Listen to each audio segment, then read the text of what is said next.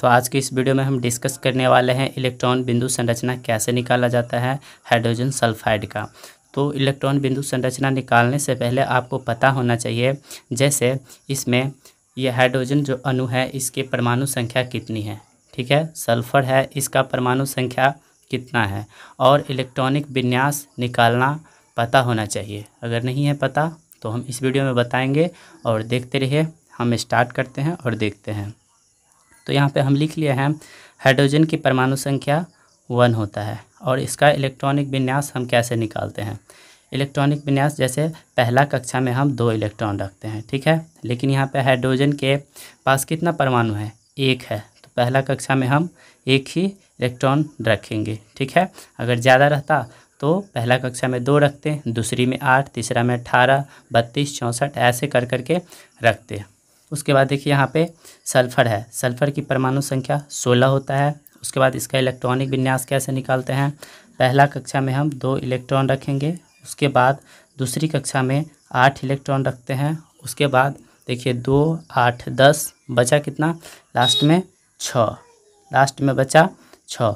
अगर यहाँ पे ज़्यादा रहता, लाइक 50 रहता, 55 रहता, तो हम उसी प्रकार यहाँ 18 रखते, 32 रखते, ठीक है। लेकिन हमको यहाँ पे मात्र 16 है, तो पहला कक्षा भर गया, दूसरा कक्षा भर गया, तीसरा कक्षा में 18 रखते, लेकिन नहीं रख पाएंगे क्योंकि यहाँ पे कम है। तो चलिए तीसरा कक्षा में ये अपना अष्टक पूरा करने के लिए क्या करेगा, यहाँ देख सकते हैं हाइड्रोजन 2 ठू है, इसी दोनों से साझेदारी करेगा। तो चलिए हम इतना निकाल लिए। अब क्या करेंगे, देखिए H2S है, H2S है हाइड्रोजन सल्फाइड का, एक सिंगल S है, तो हम पहले S लिख लेते हैं, ठीक है।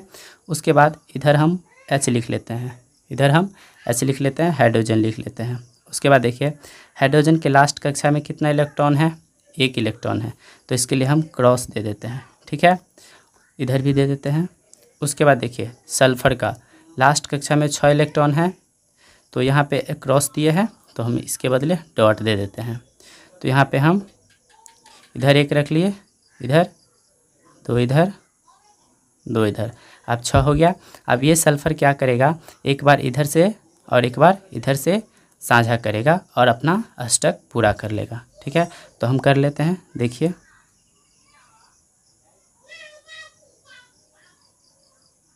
ये हो गया।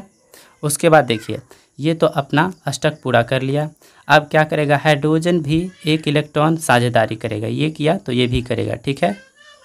तो ये भी अपना पहला कक्षा 1 इलेक्ट्रॉन साझा करके पूरा कर लेगा। तो यही हो गया इलेक्ट्रॉन बिंदु संरचना। इस प्रकार आप हाइड्रोजन सल्फाइड का इलेक्ट्रॉन बिंदु संरचना निकाल सकते हैं।